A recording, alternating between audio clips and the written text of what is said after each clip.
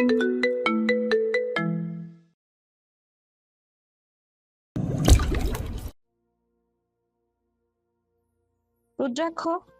রুদ্রাক্ষ, তুমি এখনো বোঝোনি যে আমি তোমাকে কতটা ভালোবেসে ফেলেছি। তুমি সুন্দর হও বা ভয়ঙ্কর সেটাতে আমি কোনো পরোয়া করি না।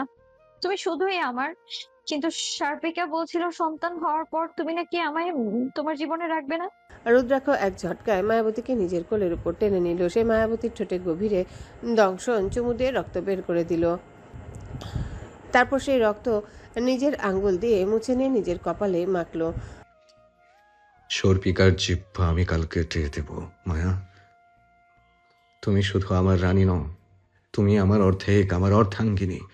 এই সন্তান আমাদের প্রেমের সাক্ষী হয়ে জন্ম নেবে, আমাদের বিচ্ছেদের কারণ হয়ে নয়। মনে রেখো, রুদ্রাক্ষ যা নিজের করে নেয়, মৃত্যুও তাকে আমার কাছ থেকে ছিনিয়ে নিতে পারে না। রুদ্রাক্ষ মায়াবতীর পেটে কান পাতল। শুয়ে শুনতে পেল সেই নীল ভ্রূণের হৃদস্পন্দন, যা এখন অনেক বেশি শক্তিশালী। সে হাসলো এক পৈশাচিক হাসি। পরদিন সকালে রুদ্রাক্ষ মায়াবতীকে অবাক করে দিয়ে এক ঘোষণা দিল। সে সুহাসিনী বেগমকে মুক্তি দিয়ে প্রাসাদের মূল অংশে থাকার অনুমতি দিয়েছে। ঘোষণাটা শুনে মায়াবতী খুশিতে রুদ্রাক্ষকে জড়িয়ে ধরে, কিন্তু সে জানত না এটা রুদ্রাক্ষের এক গভীর ষড়যন্ত্রের চাল। সে সুহাসিনী বেগমকে তার চোখের সামনে রাখতে চায়, যাতে মায়াবতীকে সবসময় তার বশে থাকে। এদিকে সার্পিকা যখন দেখলো তার বিষাক্ত পানীয় মায়াবতী খায়নি, তখন সে সরাসরি কালভৈরবের কাছে গেল। পিতা, ভাইজান পুরোপুরি ওই মানবীর বশ হয়ে গেছে। সে এমনকি আমাদের নিষিদ্ধ কক্ষের গোপনীয়তাও নষ্ট করেছে। এখন সময় এসেছে নাগপাশ ব্যবহার করার। আমরা যদি মায়াবতীকে বন্দি না করি, তবে ওই শিশু জন্মের পর আমাদের বংশ শেষ করে দিবে। কালভৈরবী দীর্ঘশ্বাস ফেললেন। তার হাতে থাকা সেই রহস্যময় কৌটাটি, যা রুদ্রাক্ষ সুহাসিনী বেগমের কাছ থেকে কেড়ে নিয়েছিল, সেটা এখন তার সামনে। তৈরি হও সার্পিকা, কাল রাতে অমাবস্যা। ওই রাতেই আমরা মায়াকে রুদ্রাক্ষের কাছ থেকে আলাদা করব। রুদ্রাক্ষ যখন তার রূপান্তরের শেষ পর্যায়ে থাকবে, তখন সে কিছুই করতে পারবে না। নাগলোকের আকাশ আজ সম্পূর্ণ অন্ধকার। অমাবস্যার রাতে এখানে কোনো চাঁদ ওঠে না, কেবল দিগন্তের এক কোণে রক্তবর্ণের এক ছটা দেখা যায়, যাকে বলা হয় নাগকাল। আজ রাতে সাপেদের দৃষ্টিশক্তি কমে যায়, কিন্তু তাদের ঘ্রাণ শক্তি আর আদিম হিংস্রতা কয়েক গুণ বেড়ে যায়। রুদ্রাক্ষের বিশাল প্রাসাদের প্রতিটা কোণে আজ এক ধরনের থমথমে উত্তেজনা বিরাজ করছে। প্রাসাদের মশালগুলো আজ নীল শিখায় জ্বলছে, যা এক অশুভ সংকেত বহন করছে। মায়াবতী তার কক্ষে জানালার পাশে দাঁড়িয়েছিল। তার শরীরের পরিবর্তন এখন চূড়ান্ত পর্যায়ে। তার গায়ে সেই নীলচে আঁশগুলো আজ অদ্ভুতভাবে সোনালি রং ধারণ করেছে। সে আয়নায় নিজের দিকে তাকালে নিজেকে চিনতে পারে না। তার চোখের মণি এখন পুরোপুরি উজ্জ্বল সোনালি, আর তার কণ্ঠস্বর হয়ে উঠেছে অত্যন্ত গম্ভীর ও সুরেলা। সে তার পেটের উপর হাত রাখলো। ভেতরের সেই ভ্রূণটি আজ শান্ত, যেন সেও বাইরের এই অশুভ নীরবতার মানে বুঝতে পারছে। মায়া, তুমি কি তৈরি? রুদ্রাক্ষের কণ্ঠস্বর আজ অত্যন্ত ক্ষীণ। মায়াবতী পিছনে ফিরে দেখল রুদ্রাক্ষ দরজায় হেলান দিয়ে দাঁড়িয়েছে। তার শরীরে সেই তেজ আজ নেই। তাকে অত্যন্ত দুর্বল দেখাচ্ছে। তার গায়ের চামড়া এখনো পুরোপুরি ঠিক হয়নি। খোলস থেকে সে আঠালো দাগগুলো এখনো রয়ে গেছে। আজ রাতে রুদ্রাক্ষের রূপান্তরে শেষ পর্যায়ে, যখন সে কয়েক ঘন্টার জন্য তার সমস্ত ঐশ্বরিক শক্তি হারিয়ে একা সাধারণ সাপের মতো অসহায় হয়ে পড়বে। মায়াবতী দ্রুত এগিয়ে গিয়ে রুদ্রাক্ষকে জড়িয়ে ধরল। রুদ্রাক্ষ, তোমার শরীর কাঁপছে কেন? তুমি কক্ষের ভেতর বিশ্রাম নাও। আজ রাতে আমি তোমায় পাহারা দেব। রুদ্রাক্ষ স্বস্তির হাসি হাসল। সে মায়াবতীর কপালে তার শীতল ঠোঁট ছোঁয়ালো। নাগলোকে আজ আমার সবচেয়ে দুর্বল রাত মায়া। আমার শত্রুরা এই সুযোগেরই অপেক্ষায় থাকে। তুমি নিজের খেয়াল রেখো, আর এই কক্ষের বাইরে পা দিও না। এই লকেটটা তোমার কাছে রাখো। রুদ্রাক্ষ মায়াবতীর গলায় একটা লকেট পরিয়ে দিল, যার ভেতরে একটা জীবন্ত মণি ধিক করে চলছে। এটা রুদ্রাক্ষের নিজের প্রাণের একাংশ। লকেটটা পরানোর সাথে সাথে মায়াবতী এক অদ্ভুত শক্তি অনুভব করলো।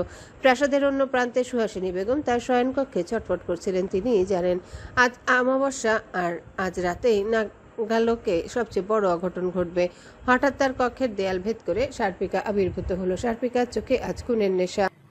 সুহাসিনী, তোমার মেয়েকে বাঁচাতে চাও? তবে শোনো, রুদ্রাক্ষ আজ শক্তিহীন। কাল ভৈরবের মায়াকে ধরে নিয়ে গিয়ে নাগপাশে বলি দেওয়ার আয়োজন করেছেন। তুমি যদি মায়াকে নিয়ে এই মুহূর্তে সুড়ঙ্গ পথ দিয়ে পালাতে পারো, তবেই সে বাঁচবে। সুহাসিনী বেগম আতঙ্কিত হয়ে পড়লেন। কিন্তু রুদ্রাক্ষ, সে তো মায়াকে ভালোবাসে। সার্বিকা উপহাসের স্বরে বলল, ভালোবাসা? সে মায়াকে ভালোবাসে না, সে মায়ার গর্ভের ওই শয়তানটাকে ভালোবাসে। উঠো, সময় নষ্ট করো না। সুহাসিনী বেগম জানতেন এটা সার্পিকার একটা সাধারণ নাটক। সার্পিকা চায় মায়াবতী এই কক্ষের বাইরে আসুক, যাতে কালভৈরবের নাগপাশ সরাসরি মায়াবতীকে আঘাত করতে পারে। রুদ্রাক্ষ তখন তার কক্ষের মেঝেতে যন্ত্রণায় কুঁকড়ে আছে। তার শরীরে সেই বিশাল সাপটি এখন সম্পূর্ণ অদৃশ্য। সে এখন এক সাধারণ মানব দেহের মতো দুর্বল। মায়াবতী রুদ্রাক্ষের পাশে বসে তার মাথায় হাত বুলিয়ে দিচ্ছে। হঠাৎ দরজায় করাঘাত হলো। মায়া, মায়া দরজা খোল, আমি তোর মা। মায়াবতী চমকে উঠল। রুদ্রাক্ষের নিষেধ সত্ত্বেও সে মায়ের কণ্ঠ শুনে স্থির থাকতে পারল না। সে ভাবল মা হয়তো কোনো বিপদে পড়েছেন। রুদ্রাক্ষ যন্ত্রণার মাঝেও অস্ফুট স্বরে বলল, যেও না মায়াবতী, ওটা মায়া। কিন্তু মায়াবতী ততক্ষণে দরজা খুলে দেখলো সেখানে তার মা সুহাসিনী বেগম নেই। সেখানে দাঁড়িয়ে আছেন কাল ভৈরব। তার হাতে সেই রহস্যময় তামাটে কৌটা, যা এখন উন্মুক্ত। কৌটা থেকে এক ধরনের কালো ধোয়া সাপের মতো লকলক করে মায়াবতীর দিকে এগিয়ে এলো। অবশেষে তোমাকে পাওয়া গেল অভিশপ্ত নাগিনী। আজ তোমার রক্ত দিয়ে আমাদের বংশের কলঙ্ক মোচন হবে। কাল ভৈরব মনে মনে কিছু একটা উচ্চারণ করলেন। সাথে সাথে সেই কালো ধোঁয়া মায়াবতীর শরীরকে আষ্টে পৃষ্ঠে জড়িয়ে ধরে। মায়াবতী চিৎকার করে ওঠে। তার গলা সেই মণি লকেটটি উজ্জ্বল হয়ে জ্বলে উঠে কালো ধোঁয়াকে প্রতিহত করার চেষ্টা করলো, কিন্তু কাল ভৈরবের শক্তির সামনে তা যথেষ্ট ছিল না। মায়াবতী অনুভব করলো তার পা দুটো আবারও সেই দীর্ঘ ফিরোজা লেজে পরিণত হচ্ছে, কিন্তু এখন সেই লেজটি লোহার শৃঙ্খলের মতো শক্ত হয়ে তাকে মাটির সাথে গেঁথে দিচ্ছে। রুদ্রাক্ষ মেঝের উপর থেকে ওঠার চেষ্টা করছে, কিন্তু সে এতই দুর্বল যে বারবার পড়ে যাচ্ছিল। তার চোখের সামনে তার ভালোবাসাকে নিয়ে যাওয়া হচ্ছে, অথচ সে কিছুই করতে পারছে না। রুদ্রাক্ষ চিৎকার করে বলল, পিতা, ওকে ছেড়ে দিন। ওকে আঘাত করলে আমি আপনাকে ক্ষমা করব না। তুমি আগে নিজের প্রাণ বাঁচাও রুদ্রাক্ষ, এই মানবী তোমার ধ্বংসের কারণ হবে। কালভৈরব মায়াবতীকে টেনে হিঁচড়ে প্রাসাদের বলিশালের দিকে নিয়ে যেতে লাগলেন। মায়াবতীর গায়ে সোনালী আঁশগুলো এখন যন্ত্রণায় লাল হয়ে যাচ্ছে, কিন্তু হঠাৎ মায়াবতীর ভেতরে এক আদিম পরিবর্তন এলো। তার পেটের ভেতরে থাকা সেই ভ্রূণটি প্রচণ্ড নড়াচড়া শুরু করে দিল। মায়াবতীর চোখ দুটো এখন পুরোপুরি আগুনের মতো লাল। মায়াবতী হঠাৎ এক অমানসিক শক্তিতে নাকপাশ ছিঁড়ে ফেলল। তার কণ্ঠস্বর এখন আর সাধারণ কোনো মানবীর মতো নেই। তার কণ্ঠস্বর শুনে এখন মনে হচ্ছে সহস্র নাগিনী একসাথে গর্জন করছে। থামো কাল ভৈরব, তুমি আমার স্বামী আর আমার সন্তানকে আঘাত করার সাহস পাও কি করে? মায়াবতী তার হাত নাড়াতেই এক তীব্র বিষাক্ত ঝড় পুরো প্রাসাদে ছড়িয়ে পড়ল। কালভৈরব ছিটকে দেয়ালের সাথে গিয়ে ধাক্কা খেলেন। সার্পিকা সবকিছু আড়ালে দাঁড়িয়ে দেখছিল। সে ভয়ে কাঁপতে কাঁপতে সেখান থেকে পালিয়ে গেল। মায়াবতী এখন আর সেই মায়াবতী নেই, সে এখন কাল নাগিনীর তক্ষিকা জাগ্রত রূপ। মায়াবতী ধীর পায়ে কালভৈরবের দিকে এগিয়ে যাচ্ছে। তার নখগুলো এখন সাপের বিষ দাঁতের মতো ধারালো। ঠিক সেই মুহূর্তে রুদ্রাক্ষ টলতে টলতে সে মায়াবতীর হাত ধরল। মায়া, না, নিজের সত্তাকে এইভাবে নষ্ট করো না। তুমি যদি আজ ওনাকে হত্যা করো, তবে তোমার ভেতরের মানবী সত্তা চিরতরে শেষ হয়ে যাবে। আমাকে বিশ্বাস করো, আমি তোমাকে রক্ষা করব। মায়াবতী রুদ্রাক্ষের চোখের দিকে তাকালো। রুদ্রাক্ষের সেই দুর্বল প্রেমাতুর দৃষ্টি দেখে মায়াবতীর ভেতরের রাগ ধীরে ধীরে পানি হয়ে গেল। সে আবারও সাধারণ মায়াবতী হয়ে রুদ্রাক্ষের বাহুডোরে ঢলে পড়ল। কালভৈরব উঠে দাঁড়িয়ে দেখলেন তার রাজপ্রাসাদ তছনছ হয়ে গেছে। তিনি বুঝতে পারলেন মায়াবতীকে সাধারণ উপায়ে মারা সম্ভব নয়। তার ভেতরে যে শক্তি জন্মেছে তা রুদ্রাক্ষের চেয়েও ভয়ঙ্কর। রুদ্রাক্ষ মায়াবতীকে কোলে তুলে নিজের কক্ষে নিয়ে এলো।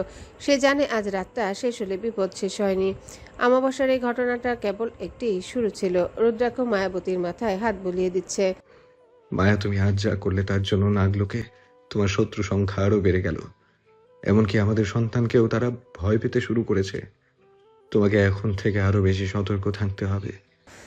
মায়াবতী অস্ফুট স্বরে বলল, আমি শুধু তোমাকে আর আমার সন্তানকে বাঁচাতে চেয়েছিলাম রুদ্রাক্ষ, আমার ছেড়ে যেও না।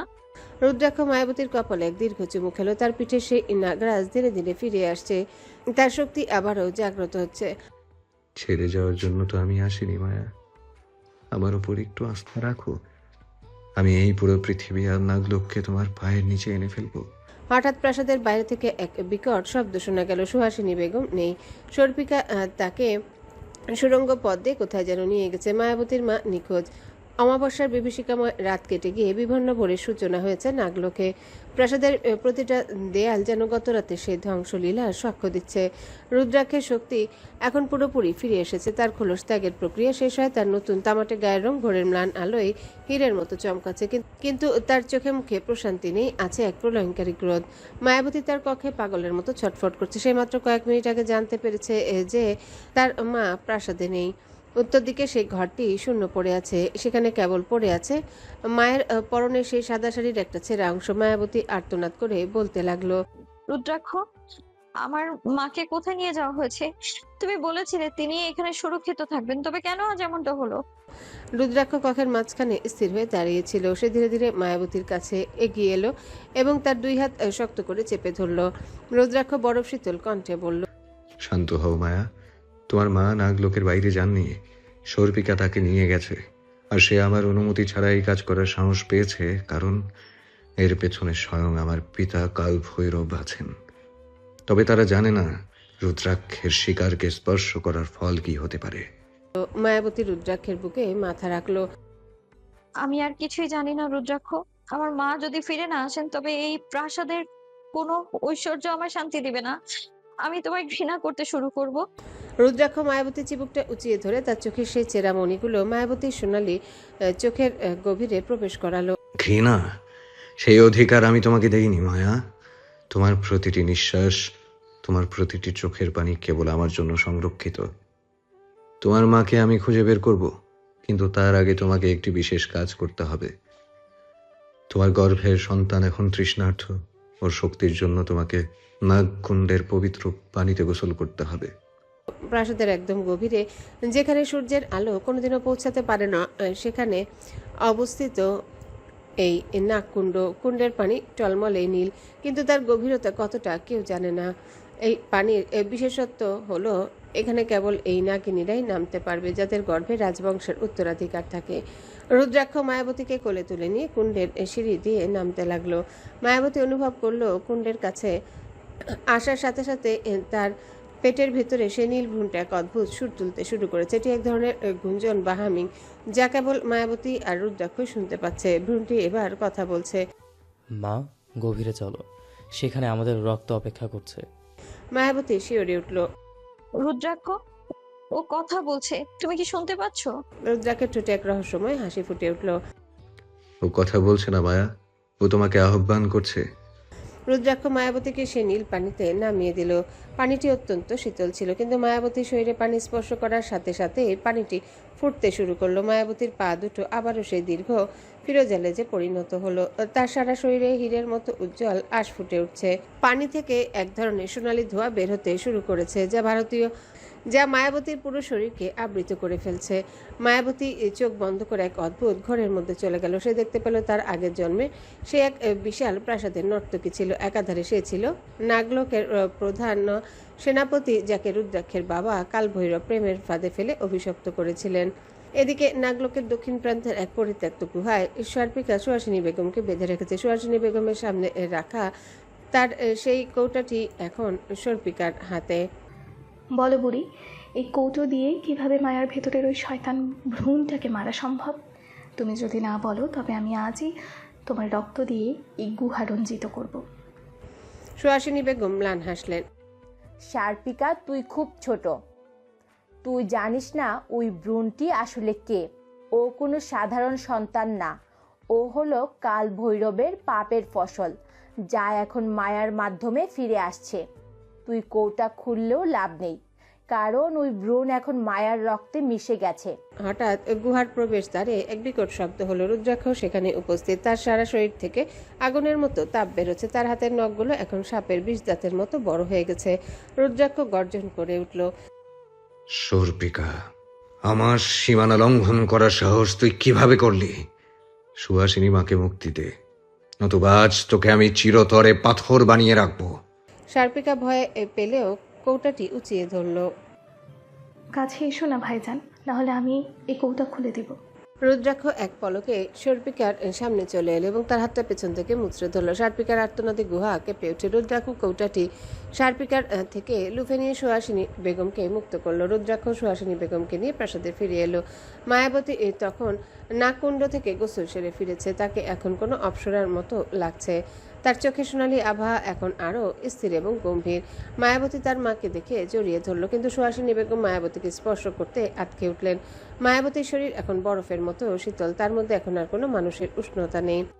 মায়া, তুই একই হয়ে গেলি, তোর হৃদয় এমন স্থির কেন? মায়াবতী রুদ্রাক্ষের দিকে তাকালো। রুদ্রাক্ষ মায়াবতীর পেছনে এসে তার কাঁধে হাত রেখে বলল, ও এখন পূর্ণাঙ্গ নাগিনী সুহাসিনী মা।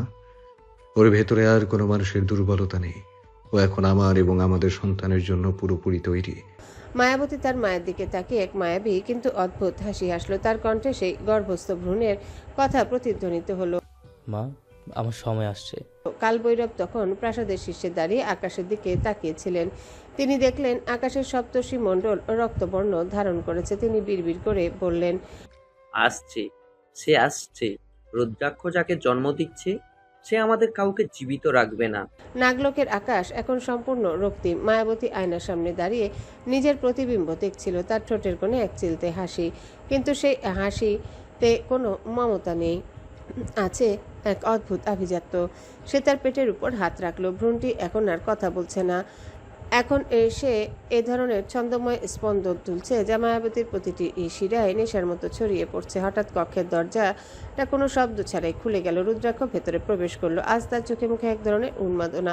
তার পরনে কেবল একটা কালচে ধূসর রেশমি কাপড়, যা তার কোমরের নিচে আলগাভাবে জড়ানো। তার পেশিবহুল বুকের উপর সেই নাগরাজ লকেটটি দুলছে। রুদ্রাক্ষ ধীর পায়ে মায়াবতীর পেছনে এসে দাঁড়ালো। আয়নায় তাদের দুজনের প্রতিবিম্ব একসাথে ফুটে উঠেছে, একজন রক্তপিপাসু নাগরাজ, আরেকজন মোহনীয় নাগিনী। রুদ্রাক্ষ তার শীতল হাত মায়াবতীর নগ্ন কাঁধের উপর রাখলো। রুদ্রাক্ষ মায়াবতীর চুলের ঘ্রাণ নিয়ে এক গভীর স্বরে বলল, কেমন লাগছে মায়া? তোমার ভেতরের সেই তুচ্ছ মানুষের দুর্বলতাগুলো যখন তিল তিল করে মরে যাচ্ছে, তখন এক অলৌকিক শান্তি পাচ্ছ না? মায়াবতী পেছনে না ফিরে আয়নার মাধ্যমে রুদ্রাক্ষের চোখের দিকে তাকালো। তার সোনালি এই চোখের মণি এখন সাপের মতো শুরু হয়ে গেছে। শান্তি নয় রুদ্রাক্ষ, আমি এক অদ্ভুত তৃষ্ণা অনুভব করছি। আমার মনে হচ্ছে এই পৃথিবীটা আমার কাছে খুবই নগণ্য। আমার মনে হচ্ছে আমার এই হাত দিয়ে আমি এই পুরো রাজত্ব ধ্বংস করে দিতে পারি। রুদ্রাক্ষ এক পৈশাচিক হাসিতে মায়াবতীকে নিজের দিকে ঘুরিয়ে নিল। সেই মায়াবতীর কোমর জড়িয়ে তাকে নিজের দেহের সাথে পিষে ধরল। তাদের দুজনের শীতল শরীরের ঘর্ষণ যেন নীল রঙের স্ফুলিঙ্গ বেরোচ্ছে। এটাই তো চেয়েছিলাম। তুমি সাধারণ মানবী হয়ে আমার পাশে থাকলে আমি তোমাকে ভালোবাসতে পারতাম না, তোমাকে রাজত্ব করতে পারতাম না। এখন আমরা এক। তোমার গর্ভে যে বেড়ে উঠছে সে হবে এই নাগলোকের শেষ শাসক। রুদ্রাক্ষ মায়াবতীর ঠোঁট স্পর্শ করলো। তার নখগুলো এখন সাপের বিষ দাঁতের মতো তীক্ষ্ণ।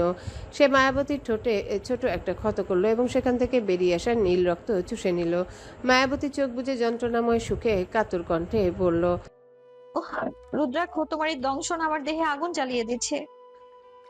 এই আগুনই তোমাকে বাঁচিয়ে রাখবে মায়া। মনে রেখো, আমরা এখন আর আলাদা নই। আমাদের আত্মা একে অপরের সাথে মিশে এক হয়ে গেছে।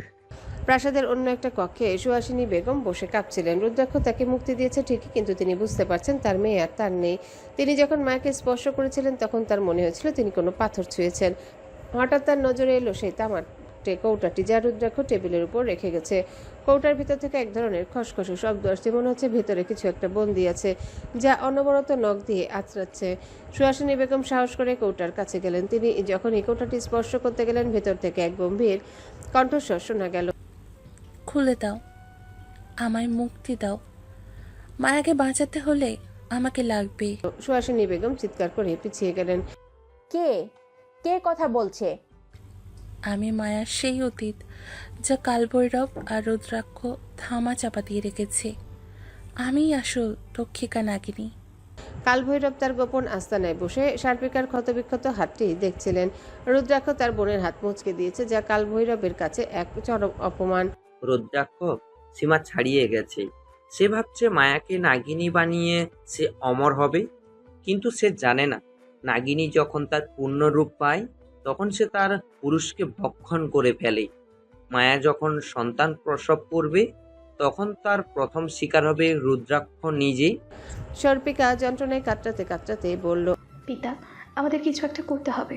ওই কৌটার ভেতরে কোনো এক আত্মা বন্দী আছে। ভাইজান ওটা কেন নিজের কাছে রেখেছে?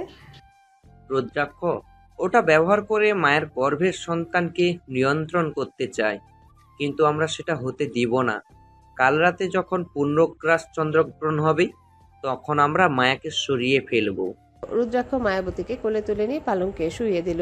কক্ষের আলো নিভে গেছে, কেবল মায়াবতীর গায়ে সেই হীরের মতো আঁশগুলো থেকে এক মৃদু নীল আলো বিচ্ছুরিত হচ্ছে। রুদ্রাক্ষ মায়াবতীর উপর ঝুঁকে পড়ল। রুদ্রাক্ষ, আমাদের সন্তান কি আমার মতো দেখতে হবে? রুদ্রাক্ষ মায়াবতীর গলায় গভীর এক চুমু দিয়ে বলল, না মায়া, সে হবে অন্ধকারের মতো কালো এবং বিদ্যুতের মতো ক্ষিপ্র। তার চোখে থাকবে আমার জিঘাংসা আর তোমার সৌন্দর্য। আজ রাতে আমি তোমাকে দেখাবো সাপের প্রেম কিভাবে মৃত্যু আর জীবনকে এক বিন্দুতে নিয়ে আসে। রুদ্রাক্ষের মায়াবতীর শাড়ির আঁচল সরিয়ে দিল। সে আস্তে আস্তে মায়াবতীর মুখ থেকে, বুক এবং থেকে ধীরে ধীরে নাভির নিচে এক বিশেষ চিহ্ন আঁকলো। মায়াবতী তীব্র যন্ত্রণাময় সুখে রুদ্রাক্ষের পিঠ নিজের নখ দিয়ে আঁকড়ে ধরল। রুদ্রাক্ষের গায়ে তামাটে চামড়া ফেটে রক্ত বেরিয়ে এলো, কিন্তু সে থামেনি। তুমি আমাকে যতটা বেশি যন্ত্রণা দেবে মায়া, আমি তোমাকে তত বেশি ভালোবেসে সুখ দেব। আমাদের আজ রাত্রি হবে সবচেয়ে সুন্দর মুহূর্ত। হঠাৎ প্রাসাদের বাইরে থেকে সহস্র সাপের কান্নার আওয়াজ ভেসে এলো। রুদ্রাক্ষ থেমে গেল। সে জানালার দিকে তাকিয়ে দেখলো আকাশে চন্দ্রগ্রহণ শুরু হতে যাচ্ছে, কিন্তু চন্দ্রগ্রহণের রং সাদা নয়, বরং কুচকুচে কালো। একে বলা হয় কালগ্রহণ। মায়াবতী হঠাৎ বিছানা থেকে উঠে দাঁড়ালো। তার শরীর এখন অস্বাভাবিকভাবে কাঁপছে, তার মুখ দিয়ে হিসির শব্দ বেরোচ্ছে। সে রুদ্রাক্ষের দিকে তাকিয়ে এমনভাবে হাসলো যা রুদ্রাক্ষ আগে কখনো দেখেনি। মায়াবতী এক অচেনা কণ্ঠে বলে, রুদ্রাক্ষ, অনেক হয়েছে, এবার আমার আসল রূপ দেখার সময় এসেছে। মায়াবতীর গায়ে সেই সোনালি আঁশগুলো হঠাৎ খসে পড়তে লাগলো। নিচ থেকে কুচকুচে কালো রঙের আঁশ বেরিয়ে আসতে শুরু করলো। সে আর মায়াবতী নেই, সে অন্য কেউ। লোকের আকাশে আজ কোনো নক্ষত্র নেই। কুচকুচে কালো এক ছায়া ধীরে ধীরে চন্দ্রকে গ্রাস করতে শুরু করেছে, যাকে প্রাচীন গ্রন্থে কালগ্রহণ বলা হয়। এই বিশেষ মুহূর্তে নাগলোকের সমস্ত শুভ শক্তি স্থিমিত হয়ে যায় এবং আদিম অন্ধকার জেগে ওঠে।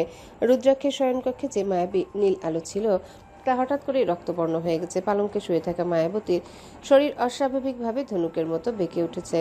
তার গায়ে সেই উজ্জ্বল সোনালী আঁশগুলো মুহূর্তের মধ্যে কুচকুচে কালো বর্ণ ধারণ করতে শুরু করেছে। রুদ্রাক্ষ সবিস্ময়ে তাকিয়ে দেখল তার ভালোবাসার মায়াবতী চোখের সামনে বদলে যাচ্ছে।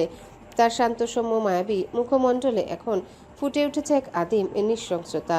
রুদ্রাক্ষ মায়াবতীর কাজ চেপে ধরে বলল, মায়া, এ কি হচ্ছে তোমার? নিজেকে নিয়ন্ত্রণ করো, এই রূপ তো তোমার নয়। মায়াবতী হঠাৎ রুদ্রাক্ষের হাত ঝাড়ি দিয়ে সরিয়ে দিল। তার চোখের মণি এখন সোনালি থেকে কালো রঙে পরিণত হয়েছে, যার মাঝখানে একটা লাল বিন্দু ধকধক করে জ্বলছে। সে এক অমানসিক ক্ষিপ্ততায় পালঙ্ক থেকে নেমে দাঁড়ালো। তার পায়ের সে লেজটি এখন বিশাল এবং তার গায়ের আঁশগুলো হীরের মতো শক্ত হয়ে গেছে। মায়াবতী অচেনা গম্ভীর কণ্ঠে বলে উঠল, মায়া, মায়া তো অনেক আগেই মরে গেছে রুদ্রাক্ষ। আমি হলাম কালভৈরবী, যার রক্ত দিয়ে এই নাগলোকের ভিত্তি স্থাপিত হয়েছিল। তুমি যাকে এতদিন মানবী ভেবে ভালোবেসেছ, সে ছিল কেবল আমার আত্মার একটি দুর্বল আবরণ।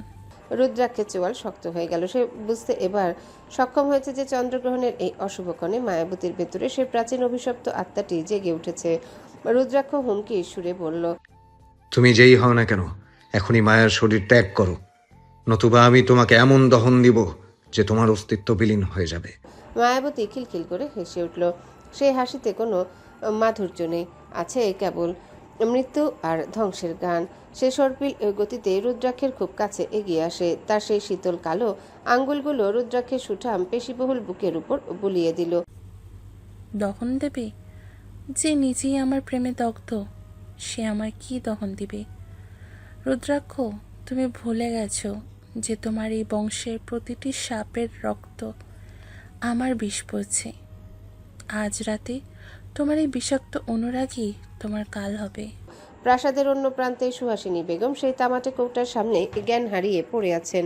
কৌটার ঢাকনাটি পুরোপুরি খুলে গেছে। সেখান থেকে নির্গত হওয়া কালো ধোঁয়া এখন পুরো কক্ষটি দখল করে নিয়েছে। সেই ধোঁয়ার ভিতর থেকে একটা প্রাচীন অবয়ব ধীরে ধীরে স্পষ্ট হচ্ছে। এটি হলো নাগলোকের প্রথম সম্রাজ্ঞীর আত্মা। যাকে বহু বছর আগে কালভৈরব বন্দি করে রেখেছিলেন। সুহাসিনী বেগম যখন চোখ মেললেন তিনি দেখলেন তার সামনে একটা ছায়ামূর্তি দাঁড়িয়ে আছে। ভয় পেও না মানবী, তোমার মেয়ে এখন আর তোমার নয়, সে এখন তার আসল রূপে ফিরে যাচ্ছে। রুদ্রাক্ষ তাকে রক্ষা করতে পারবে না, কারণ রুদ্রাক্ষ নিজেই এই ধ্বংসের বীজ রোপণ করেছে। সুহাসিনী বেগম হাউমাউ করে কেঁদে উঠলেন। আমার মায়াকে ফিরিয়ে দিন, ও তো কোনো দোষ করেনি। নাগলোককে নির্দোষ বলে কিছুই নেই। এখানে প্রেম মানি দংশন, আর জীবন মানি বিষ। কালভৈরব তখন বলিশালের সামনে দাঁড়িয়েছিলেন। তার চারিপাশে শত শত কালো সাপ ফনা তুলে নাচছে। সর্পিকা তার আহত হাত নিয়ে এক কোণে বসে আছে। আজ রাতে যদি ওই নাগিনী পূর্ণ শক্তি পায়, তবে রুদ্রাক্ষকে হারানো আমাদের পক্ষে অসম্ভব হবে। সার্পিকা, আমাদের এই নাগবন্ধন যেন রুদ্রাক্ষের হাত পা বেঁধে ফেলে, সেই দিকে খেয়াল রাখবে তুমি। সর্পিকা তার হাতের কবজি কেটে রক্ত দিয়ে সেখানে থাকা একটা আগুনের কুণ্ডে দিল। তখনই আগুনের শিখা নীল হয়ে উপরে উঠতে থাকে। তারা জানে রুদ্রাক্ষ যখন মায়াবতীর সাথে লিপ্ত হওয়ার চেষ্টা করবে তখনই তার শক্তি সবচেয়ে বেশি কম থাকবে। শয়নকক্ষে রুদ্রাক্ষ মায়াবতীকে জাপটে ধরে আছে। সে মায়াবতীকে হারাতে চায় না। সে বিশ্বাস করে তার পবিত্র ভালোবাসা এই প্রাচীন আত্মাকে পরাজিত করতে পারবে। রুদ্রাক্ষের পিঠের সেই বিশাল ট্যাটুটি এখন তার শরীর থেকে আলাদা হয়ে মায়াবতীর চারিদিকে এক রক্ষা কবচ তৈরি করলো। রুদ্রাক্ষ মায়াবতীর কানে ফিসফিস করে বলল, ফিরে এসো মায়া, আমি তোমার ওই অভিশপ্ত রূপকে ভালোবাসি না, আমি ভালোবাসি আমার সেই অবুঝ মায়াকে। তুমি যদি আজ আমাকে ধ্বংস করো, তবে আমাদের ভালোবাসা এখানেই শেষ হবে। তুমি কি চাও আমাদের সন্তান পিতৃহীন হয়ে জন্মাক? মায়াবতী মুহূর্তের জন্যই থমকে গেল। সন্তান শব্দটি শুনে তার পেটের ভিতরে থাকা সেই নীল ভ্রূণটি প্রচণ্ডভাবে নড়ে উঠল। ভ্রূণটি একটি তীব্র আর্তনাদ করলো, যা কেবল মায়াবতী আর রুদ্রাক্ষই শুনতে পেল।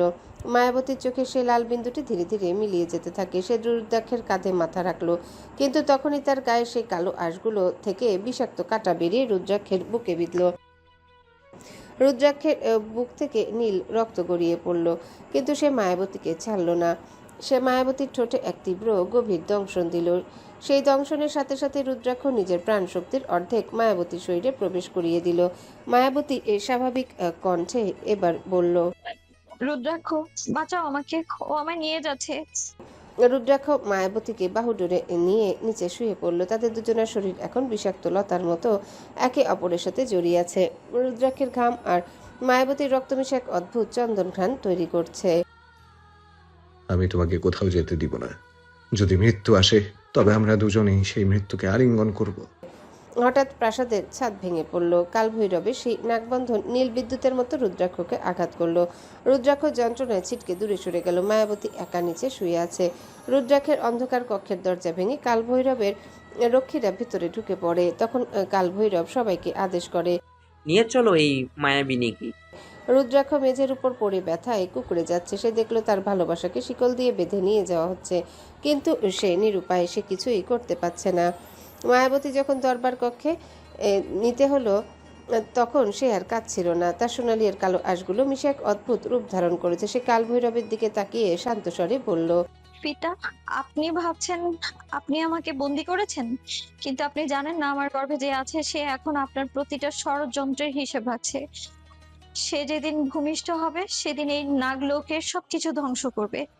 কালভৈরব ভয় পেলেন না, কিন্তু সার্পিকার বুক কেঁপে উঠল মায়াবতীর এহেন কথায়। কারণ সে দেখেছে মায়াবতীর পেটের চামড়া এখন স্বচ্ছ হয়ে গেছে এবং তার ভেতরে থাকা সেই নীল ভ্রূণটি চোখ মেলে কালভৈরবের দিকে তাকিয়ে আছে। সেই কালগ্রহণের বিভীষিকা এখনো কাটেনি। রাজপ্রাসাদের প্রধান দরবার কক্ষটি আজ সহস্র মশাল দিয়ে সাজানো হয়েছে, কিন্তু সেই আগুনের শিখাগুলো আজ যেন কোনো অশুভ শক্তির ভয়ে কাঁপছে। কক্ষের মাঝখানে থাকা বিশাল পাথরের বেদিতে মায়াবতীকে শিকল দিয়ে বেঁধে রাখা হয়েছে। তার হাতে এবং পা দুটি ভারী ধাতব শৃঙ্খলে আবদ্ধ, যা তার কোমর থেকে শুরু হওয়া দীর্ঘ ফিরোজা লেজটিকে মাটির সাথে গেঁথে রেখেছে। মায়াবতী গায়ে সেই সোনালি আর কালো আঁশগুলো এখন মিশে গিয়ে এক অদ্ভুত ধাতব বর্ণ ধারণ করেছে।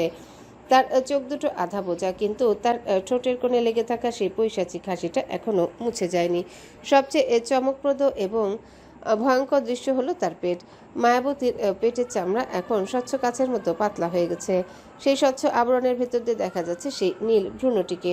সেটি এখন আর স্থির নেই। ভ্রূণটি তার ছোট্ট হাত পা নাড়াচাড়া করছে এবং তার কুচকুচে কালো চোখ দুটো দিয়ে অবিরত তাকিয়েছে সামনের দিকে। কালভৈরব বেদির সামনে দাঁড়িয়ে এক দীর্ঘ তলোয়ার হাতে তুলে নিলেন।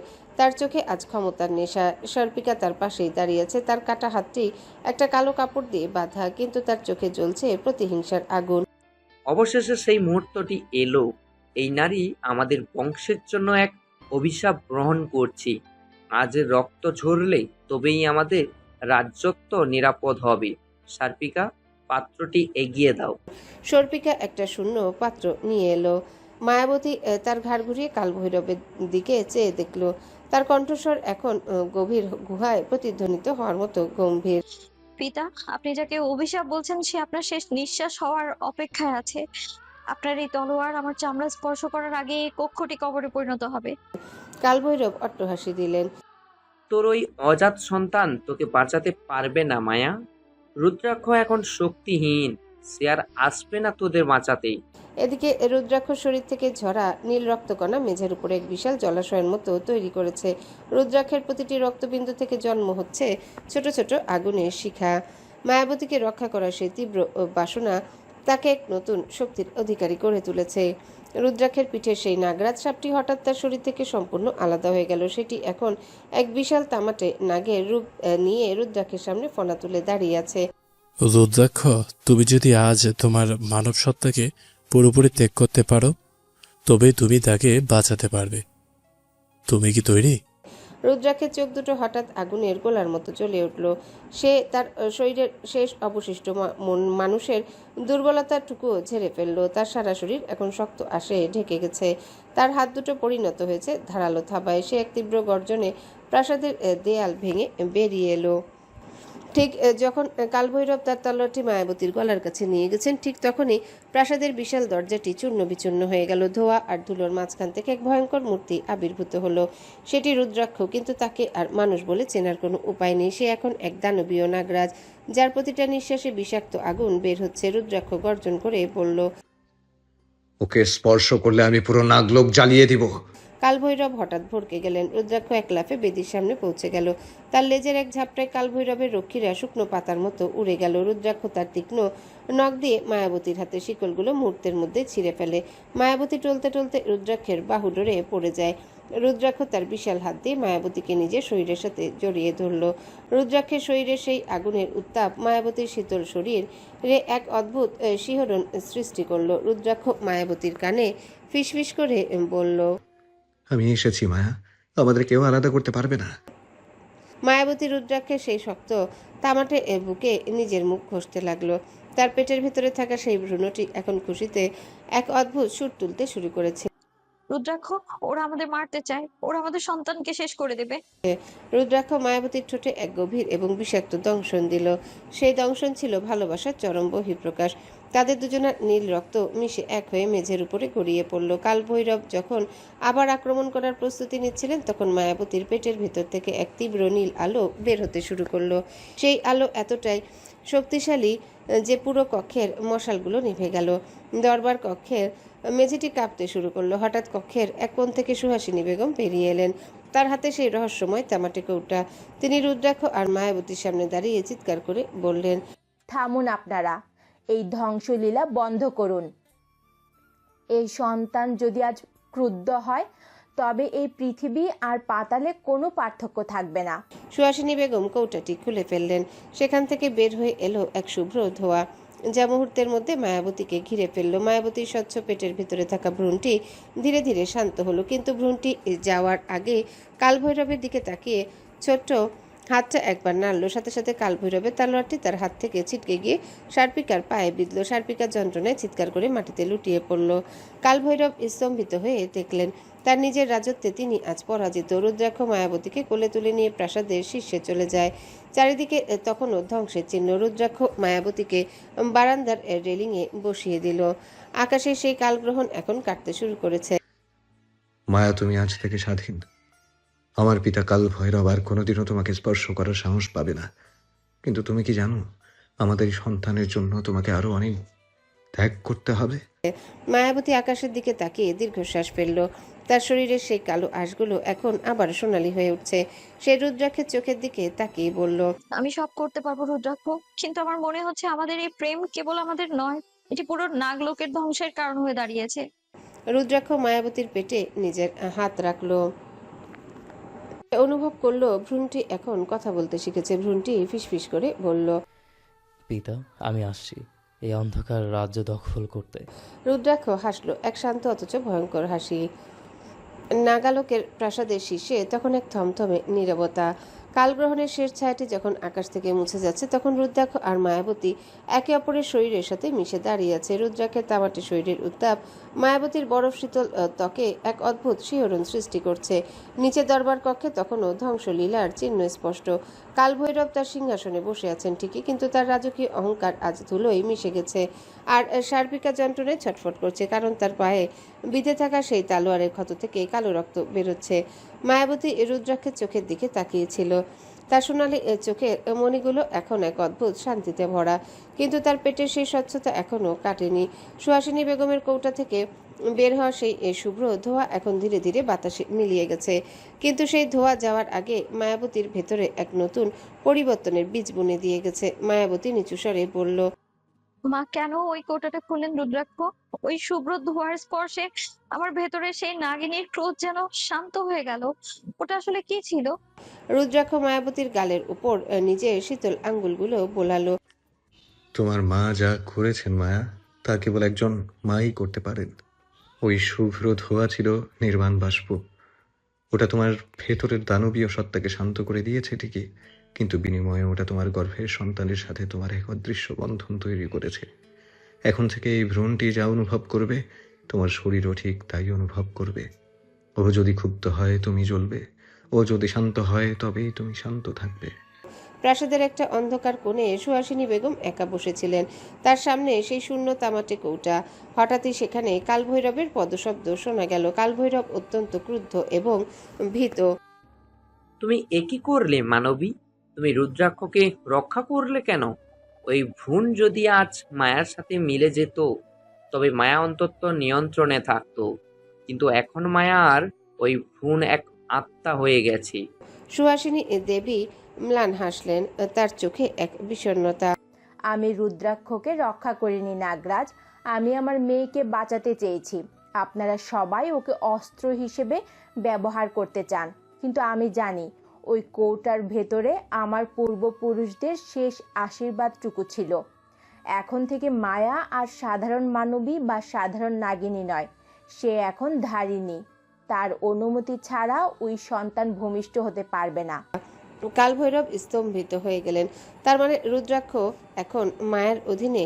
মায়া যদি না চায়, তবে রুদ্রাক্ষের বংশধর কোনোদিনও পৃথিবীর আলো দেখবে না।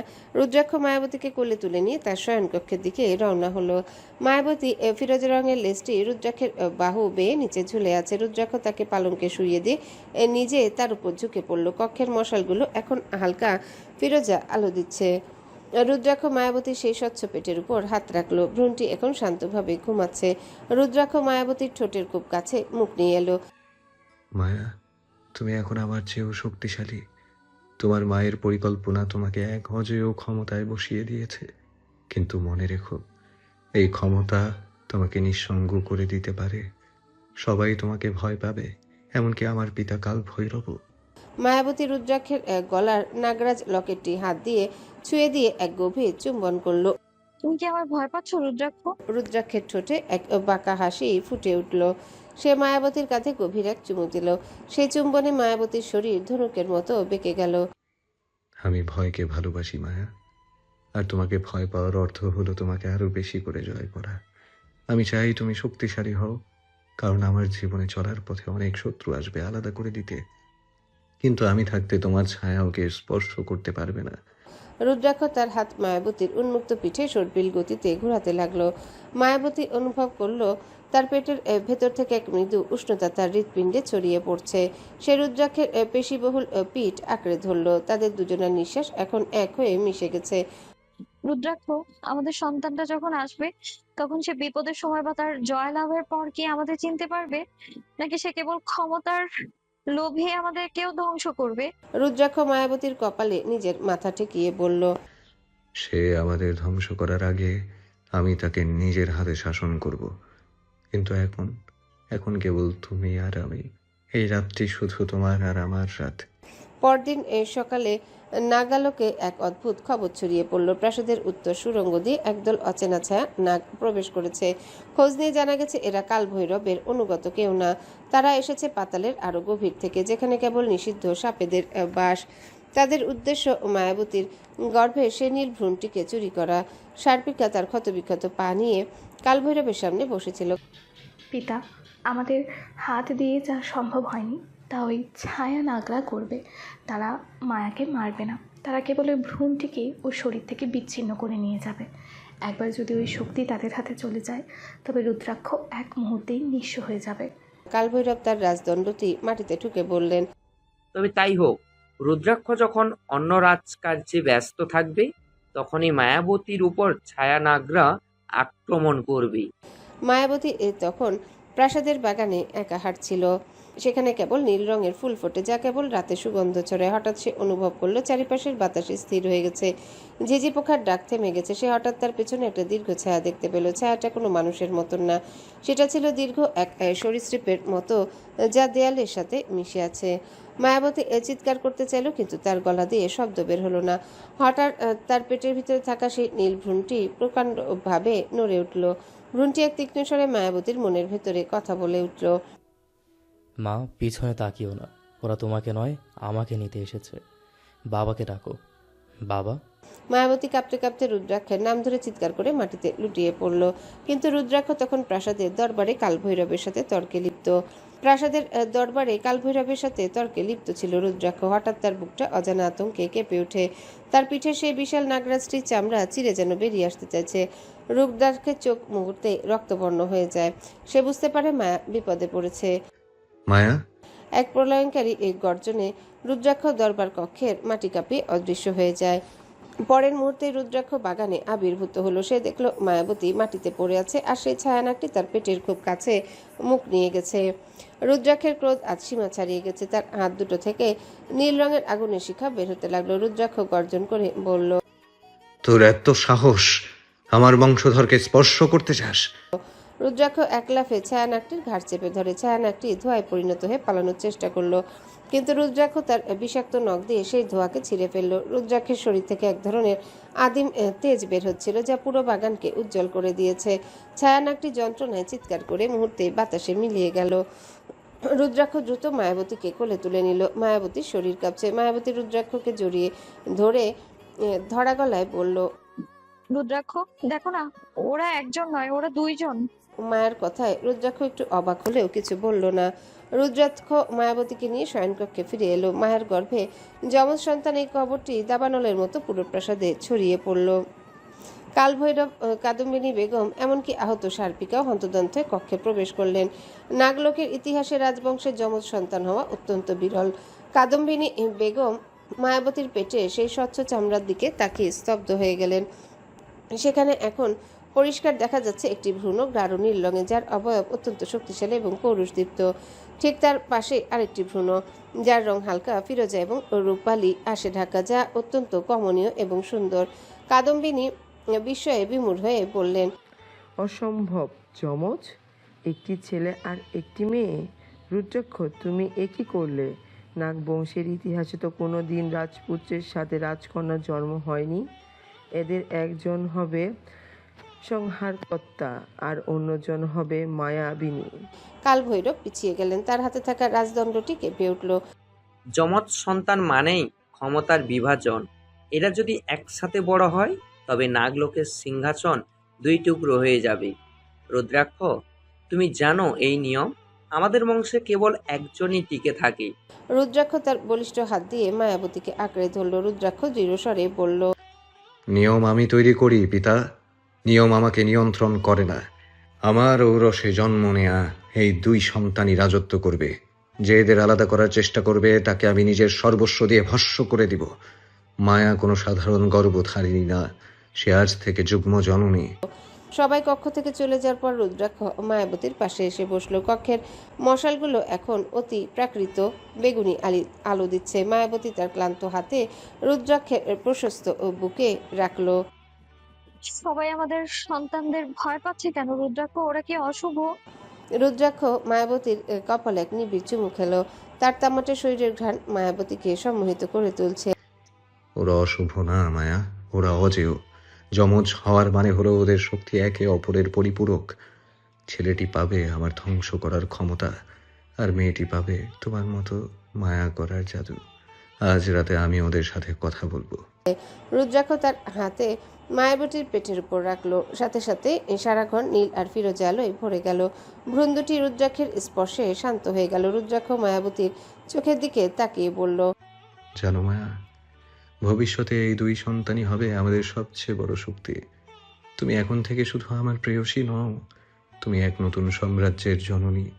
আজ রাতে আমি তোমাকে এমন এক দংশন দেব যা তোমার শরীরের এই যমজ প্রাণকে আরো শক্তিশালী করবে। রুদ্রাক্ষ মায়াবতীর গলার নিচে সেই নীল দংশন চিহ্নটির উপর আরও একবার নিজের ঠোঁট রাখলো। মায়াবতী এক তীব্র শিহরণে রুদ্রাক্ষের পিঠের মাংসপেশি নিজের নখ দিয়ে আঁকড়ে ধরে। এদিকে সার্পিকা তার অন্ধকার কক্ষে বসে যন্ত্রণায় গোঙাচ্ছে। তার পায়ের ক্ষত এখনো শুকায়নি, কিন্তু যমজ সন্তানের খবর শুনে তার ভেতরটা হিংসার আগুনে জ্বলে যাচ্ছে। একটা ছেলে আর একটা মেয়ে, ভাইজান তো এখন ধরাছোঁয়ার বাইরে চলে যাবে, কিন্তু আমি তো তা হতে দিব না। যদি এই দুই বাচ্চার মধ্যে একজনকে আমি নিজের কবজায় নিতে পারি, তবে ভাইজানকে আমি সারা জীবন আমার হাতের ইশারায় নাচাতে পারবো। সার্পিকা তার সামনে রাখা পুরনো আয়নার দিকে তাকালো। আয়নার ভিতর থেকে এক অশরীরী ছায়া ভেসে উঠছে ধীরে ধীরে। সার্পিকা সেই ছায়ার সাথে এক ভয়ঙ্কর চুক্তিতে লিপ্ত হলো। জন্মের মুহূর্তে সে রাজকন্যাকে চুরি করবে। রাতের গভীরে মায়াবতী ঘুমিয়ে পড়ার পর রুদ্রাক্ষ বারান্দায় গিয়ে দাঁড়ালো। হঠাৎ আকাশের এক কোণে একটা নতুন ধূমকেতু দেখা যায়। রুদ্রাক্ষ কক্ষের ভেতর থেকে শুনতে পেল সেই ছেলে ভ্রূণটি গম্ভীর স্বরে বলছে, বাবা সাবধান, শত্রু আমাদের খুব কাছেই আছে, যে মাকে সব সময় নজরে রাখছে। রুদ্রাক্ষ চমকে উঠল। সে কক্ষের ভেতরে তাকিয়ে দেখলো মায়াবতীর পাশে বসে তার মা সুহাসিনী বেগম তার মাথায় হাত বুলিয়ে দিচ্ছেন, কিন্তু সুহাসিনী বেগমের ছায়াটি দেয়ালে সাপের মতো দুলছে। নাগলোকের আকাশ আজ এক অপার্থিব দৃশ্যের সাক্ষী। দিগন্তের কোণে দেখা দেওয়া সেই রক্তিম ধূমকেতুটি যতটা কাছে আসছে, প্রাসাদের বাতাসের চাপ তত বাড়ছে। রুদ্রাক্ষ বারান্দায় দাঁড়িয়ে সে আগুনের গোলার দিকে তাকিয়েছিল। রুদ্রাক্ষের প্রতিটা স্নায়ু আজ সতর্ক।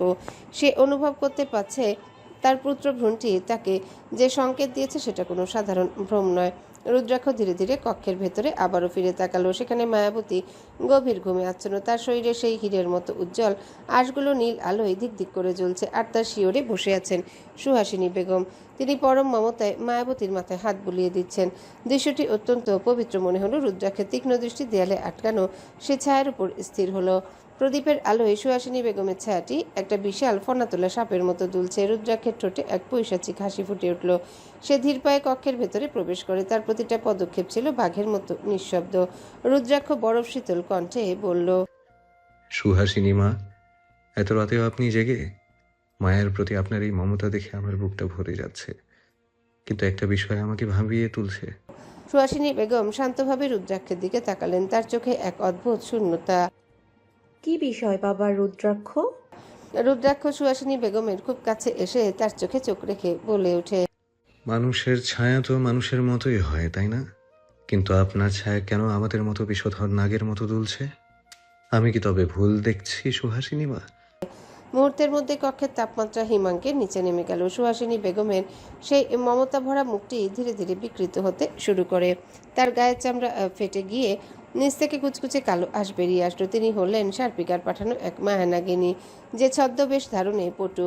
ছদ্মবেশী নাগিনী ভয়ঙ্কর স্বরে বলল, রুদ্রাক্ষ, তুমি অনেক দেরি করে ফেলেছ।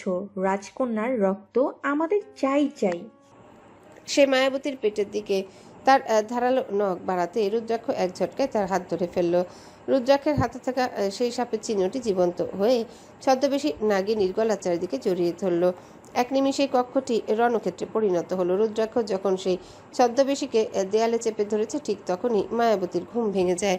সে আতঙ্কে চিৎকার করতে চাইল, কিন্তু তার পেটের ভিতর থেকে এক তীব্র যন্ত্রণা শুরু হলো। যমজ সন্তানরা আজ শান্ত নেই। মায়াবতী দেখলো তার পেটের সেই স্বচ্ছ চামড়ার নিচে নীল আর ফিরোজা আলো প্রচণ্ডভাবে সংঘর্ষ করছে। হঠাৎ মায়াবতীর পেট থেকে এক তীব্র নীল রশ্মি নির্গত হয়ে সেই ছদ্মবেশী নাগিনকে আঘাত করলো। এটি ছিল রাজপুত্রের প্রথম আক্রমণ। আর তার পরপরই রাজকন্যার সেই রূপালী আলো মায়াবতীর চারিপাশে এক দুর্ভেদ্য দেয়াল তৈরি করলো।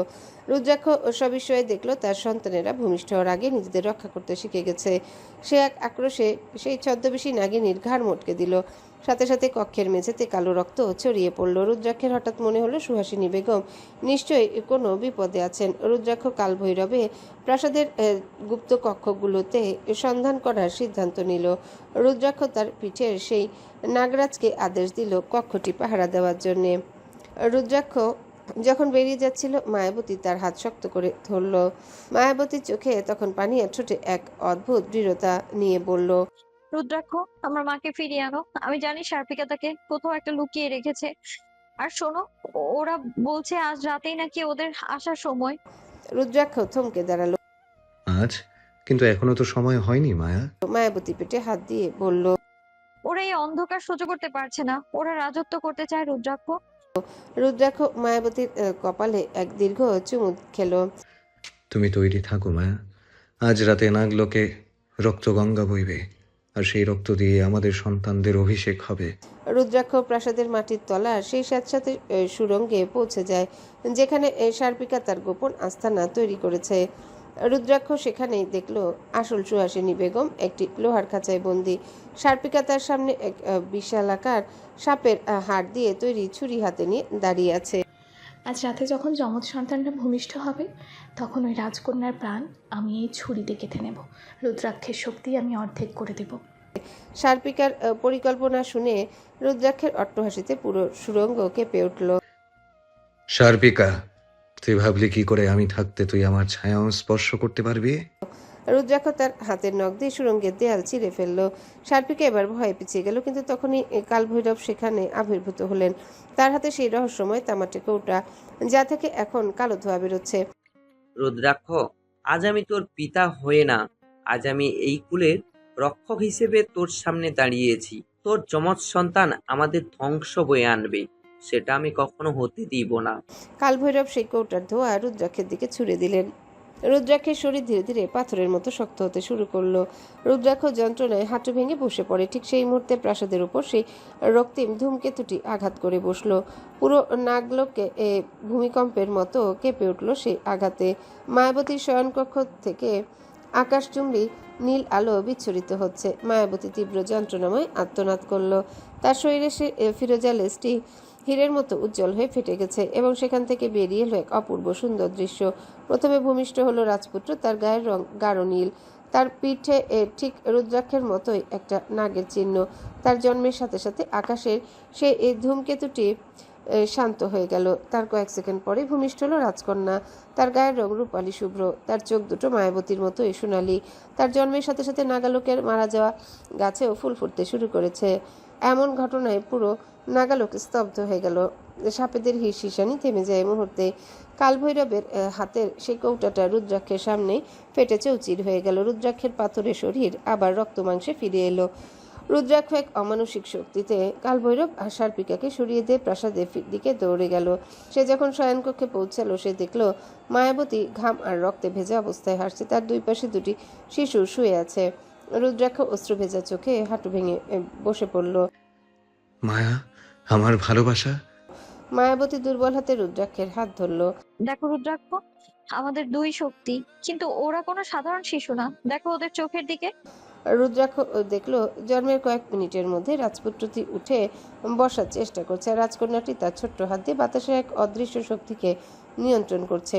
হঠাৎ কক্ষের দরজায় শত শত বিষধর সাপ এসে মাথা নত করে দাঁড়ালো। তারা রাজবংশের নতুন উত্তরাধিকারীদের কুর্নিশ জানাচ্ছে। কিন্তু এই আনন্দের মাঝে রুদ্রাক্ষ লক্ষ্য করলো রাজপুত্রের হাতের তালুতে একটা কালো চিহ্ন ফুটে উঠেছে, যা কেবল মৃত্যুদূত বা বিনাশের অধিপতি থাকে। নাগলোকের আকাশে আজ আর অন্ধকার নেই। যমজ সন্তানের জন্মের পর সেই রক্তিম ধূমকেতুর অবশিষ্টাংশ এখন নীলচাভায় পরিণত হয়েছে, যা পুরো সাম্রাজ্যকে এক অপার্থিব সৌন্দর্যে ভরিয়ে দিয়েছে। প্রাসাদের মূল কক্ষটি আর চন্দন আর বুনো ফুলের ঘ্রাণে মহম করছে। মাঝখানে বিশাল হাতির দাঁতের কারুকার্য করা পালঙ্কে মায়াবতী শুয়েছে। তার গায়ের সেই হীরের মতো আঁশগুলো এখন আবার চামড়া নিচে ফিরে গেছে, কিন্তু তার চেহারার এখন এক অলৌকিক তেজ ফুটে উঠেছে। মায়াবতীর ডান পাশে শুয়েছে রাজপুত্র, যার নীলচে শরীর থেকে এক ধরনের আধিপত্যের তেজ বের হচ্ছে। তার ছোট ছোট হাতগুলো মুষ্টিবদ্ধ। আর বাঁ পাশে শুয়ে আছে রাজকন্যা, তার শরীর রূপালী কুয়াশার মতো শুভ্র, আর তার ঘুমন্ত মুখে এক স্বর্গীয় প্রশান্তি। রুদ্রাক্ষ কক্ষের এক কোণে দাঁড়িয়েছিল, তার চোখ স্থির হয়ে আছে রাজপুত্রের ডান হাতের তালুর উপর। সেখানে সেই কুচকুচে কালো তিলটা এখন ধীরে ধীরে একটা ছোট ত্রিকোণ চিহ্নের রূপ নিচ্ছে। রুদ্রাক্ষ মায়াবতীর পাশে বসে অত্যন্ত নিচু স্বরে বলল, মায়া, তুমি কি জানো তুমি কাদের জন্ম দিয়েছ? এরা হলো সময়ের দুই পিঠ, একজন প্রলয়, অন্যজন সৃষ্টি। মায়াবতী রাজপুত্রের কপালে আলতো করে চুমুকে রুদ্রাক্ষের দিকে তাকালো, তার চোখে এক মমতাময়ী হাসি। আমি জানি রুদ্রাক্ষ, কিন্তু আজ এই আনন্দের দিনে তোমার চোখে দুশ্চিন্তা কেন? দেখো না আমাদের রাজকন্যাকে, ও ঠিক তোমার মতো নাক পেয়েছে। রুদ্রাক্ষ হাসলো, কিন্তু সেই হাসিতে বিষণ্ণতা ছিল। সে মায়াবতীর হাত নিজের শক্ত হাতের ভেতর নিয়ে চুমু খেলো। রাজকন্যা তোমার সব কিছু পেয়েছে মায়া। ওর চোখের ওই সোনালি আভা শত্রুদের অন্ধ করে দেবে, কিন্তু আজ আমাদের রাজকীয় প্রথা পালন করতে হবে। আজ পুরো নাগ লোকের সামনে ওদের নাম ঘোষণা করা হবে, আর সেই নামের মাধ্যমেই নির্ধারিত হবে ওদের ভাগ্য। প্রাসাদের মূল চত্বরে আজ তিল ধরনের জায়গা নেই। কালভৈরব সিংহাসনে বসে আছেন ঠিকই, কিন্তু তার মুখে এক পরাজয়ের কালো মায়া। সার্পিকা তার আহত পা নিয়ে এক কোণে দাঁড়িয়ে আছে, তার চোখ দুটো রাগে আগুনের মতো জ্বলছে। সে এই সুযোগ খুঁজছে কিভাবে এই নবজাতকদের ক্ষতি করা যায়। রুদ্রাক্ষ মায়াবতীকে কোলে তুলে নিয়ে যায় সবার সামনে। রুদ্রাক্ষ মায়াবতীকে কোলে তুলে নিয়ে সবার সামনে এলো। মায়াবতীর দুই হাতে জড়িয়ে আছে দুই রত্ন। রুদ্রাক্ষের পরনে আজ গাঢ় রক্ত বর্ণের রাজকীয় পোশাক, যার বুকে সোনা দিয়ে আঁকা বিশাল এক নাগরাজ। কালভৈরব গম্ভীর স্বরে বললেন, রুদ্রাক্ষ, নাগবংশের প্রথা অনুযায়ী যমজ সন্তানদের নাম রাখা হয় তাদের শক্তির প্রতীক দেখে। তুমি কি স্থির করেছো? রুদ্রাক্ষ এগিয়ে গিয়ে রাজপুত্রকে উঁচিয়ে ধরল। সাথে সাথে আকাশ থেকে এক প্রবল বজ্রপাতের শব্দ হলো। আমার এই পুত্রের নাম হবে নীলাঞ্জ। সে হবে নীল বিষের অধিপতি এবং আমাদের সাম্রাজ্যের অজেয় তলোয়ার। পুরসভা নীলাঞ্জল নামে কেঁপে উঠল। এরপর রুদ্রাক্ষ রাজকন্যাকে মায়াবতীর হাত থেকে নিল। রাজকন্যা চোখ খুলল। তার সোনালী চোখের সেই মোহনীয় আলো দেখে সভার সবাই মাথা নিচু করে ফেলল। আর আমার এই কন্যার নাম হবে রূপসা। সে হবে রূপালী মায়ার কন্যা এবং আমাদের বংশের আত্মা। নামকরণের ঠিক পরে এক বীভৎস ঘটনা ঘটল। কালভৈরব যখন নীলাঞ্জকে আশীর্বাদ করার জন্যে হাত বাড়ালেন, নীলাঞ্জ হঠাৎ তার চোখ মেলল। সেই শিশুর চোখের মণি মুহূর্তে চেরা সাপের মতো হয়ে গেল। নীলাঞ্জনা তার ছোট্ট হাত বাড়িয়ে কালভৈরবের হাতের আঙ্গুল কামড়ে ধরে। কালভৈরব যন্ত্রণায় আর্তনাদ করে পিছিয়ে গেলেন। দেখা গেল তার আঙ্গুলটি মুহূর্তের মধ্যেই কালো হয়ে পচে যাচ্ছে। এটি নবজাতক শিশুর বিষয়ে স্বয়ং নাগরাজ কালভৈরব কুপকাত। কালভৈরব কাঁপতে কাঁপতে বললেন, অভিশাপ! এ সন্তান হলো কালপুরুষ। এ আমাদের সবাইকে ধ্বংস করবে। রুদ্রাক্ষ, ওকে এক্ষুনি মেরে ফেল। সবার মাঝে হুলস্থুল পড়ে গেল। সর্পিকা এই সুযোগে তার জাদু করি মন্ত্র ব্যবহার করে রূপসাকে মায়াবতীর কোল থেকে ছিনিয়ে নেওয়ার চেষ্টা করলো। একটা কালো ধোঁয়ার মতো রূপসার দিকে ধেয়ে আসছে। ধোঁয়ার হাত দেখে রূপসা হাসলো। তার সেই ছোট্ট হাসিতে এক অলৌকিক তরঙ্গ সৃষ্টি হলো, যা সেই এই কালো ধোঁয়াকে মুহূর্তের মধ্যে শুভ্র বাষ্পে পরিণত করে দিল। রূপসা তার হাত নেড়ে রুদ্রাক্ষের দিকে তাকালো, যেন সে খেলা করছে। রুদ্রাক্ষ এক লাফে সর্পিকার সামনে গিয়ে তার গলা চেপে ধরল। সার্পিকা, আমি বলেছিলাম না আমার সন্তানদের দিকে হাত বাড়ালে আমি তোর চোখ উপড়ে নেব। আজ তোর শেষ দিন। ঠিক যখন রুদ্রাক্ষ সার্পিকাকে আঘাত করতে যাচ্ছিল, তখন সুহাসিনী বেগম দৌড়ে এসে রুদ্রাক্ষের হাত ধরলেন। থামো রুদ্রাক্ষ, আজ রক্ত ঝরানোর দিন নয়। সার্পিকা যা করেছে তার শাস্তি ও পাবে, কিন্তু আজ যদি রক্ত ঝরে তবে নীলাঞ্জের সেই কালো চিহ্নটি আরো বড় হবে। ও আরো বেশি হিংস্র হয়ে উঠবে। রুদ্রাক্ষ সর্পিকাকে ছুঁড়ে ফেলে দিল। সে মায়াবতীর কাছে ফিরে আসে। মায়াবতী তখন দুই সন্তানকে নিজের বুকের কাছে চেপে ধরে থরথর করে কাঁপছে। রুদ্রাক্ষ মায়াবতীকে জড়িয়ে ধরে কানের কাছে ফিসফিস করে বলল, শান্ত হও মায়া, দেখেছ আমাদের সন্তানরা আমাদের চেয়েও শক্তিশালী। নীলাঞ্জ আজ তার ক্ষমতা দেখিয়েছে, আর রূপসা তার মায়া। এখন থেকে এই পুরো নাগলোক আমাদের চরণে লুটোপুটি খাবে। রাতের বেলা যখন প্রাসাদে উৎসব চলছে, রুদ্রাক্ষর মায়াবতী তাদের শয়নকক্ষে একা। মায়াবতী নীলাঞ্জন আর রূপসাকে ঘুম পাড়িয়ে রুদ্রাক্ষের বুকের উপর মাথা রাখলো। আমার খুব ভয় করছে রুদ্রাক্ষ। নীলাঞ্জনের ওই চাহনি, ও কি বড় হয়ে সবাইকে ধ্বংস করবে? রুদ্রাক্ষর মায়াবতীর খোলা পিঠে হাত দিয়ে তাকে নিজের আরো কাছে টেনে নিল। তার এই স্পর্শে এক ধরনের মাদকতা ছিল। সে ধ্বংস করবে না মায়া, সে হবে দাতা। কিন্তু যারা আমাদের ক্ষতি করতে চাইবে তাদের জন্য সে হবে সাক্ষাৎ যম। আজ রাতে আমি তোমাকে কিছু কথা বলতে চাই, যা আমি এতদিন গোপন রেখেছিলাম। রুদ্রাক্ষ মায়াবতীর গলা সেই নীল চিহ্নটি স্পর্শ করলো। নীলাঞ্জনা আর রূপসা জন্মের পর আমাদের আর কাছাকাছি আসা হয়ে ওঠেনি, কিন্তু আমাদের এখন এক নতুন যুদ্ধের জন্য তৈরি হতে হবে। আমার পিতা আজ যেভাবে অপমানিত হয়েছেন, তিনি কিন্তু চুপ করে থাকবেন না। গভীর রাতে যখন সবাই ঘুমে আচ্ছন্ন, নীলাঞ্জ হঠাৎ পালঙ্ক থেকে নেমে মেঝেতে হামাগুড়ি দিয়ে যেতে শুরু করলো। তার শরীরে এখন কোনো কাপড় নেই। তার পিঠের সেই নাক চিহ্নটি নীল আলোয় জ্বলছে। সে গিয়ে দাঁড়ালো সেই পুরনো আয়নার সামনে। আয়নার ভেতর থেকে এক আদিম ভয়ঙ্কর মূর্তির প্রতিচ্ছবি ভেসে উঠল। সেই মূর্তিটি নীলাঞ্জের দিকে তাকিয়ে বলল, স্বাগতম মালিক, আপনি কি তৈরি আপনার সিংহাসন বুঝে নিতে? নীলাঞ্জ হাসলো। সেই হাসি কখনো নবজাতকের ছিল না, সেটা ছিল এক সহস্র বছরের পুরনো সম্রাটের। সে তার হাত দিয়ে আয়নার উপর রক্ত দিয়ে একটা চিহ্ন আঁকলো। ঠিক সেই মুহূর্তে রূপসা ঘুমের ঘোরে কেঁদে উঠল। তার কান্নার শব্দে প্রাসাদের মতো সমস্ত ফুল মুহূর্তে ঝরে পড়ে শুকিয়ে গেল। হ্যালো বন্ধুরা, পরবর্তী পার্ট খুব তাড়াতাড়ি আসবে, তো সবাই অপেক্ষায় থাকো। আর চ্যানেলটি যারা এখনো সাবস্ক্রাইব করোনি, তারা পরবর্তী পার্ট দেখার জন্য চ্যানেলটি সাবস্ক্রাইব করে রেখো। ধন্যবাদ সবাইকে, আমাদের সাথেই থেকো।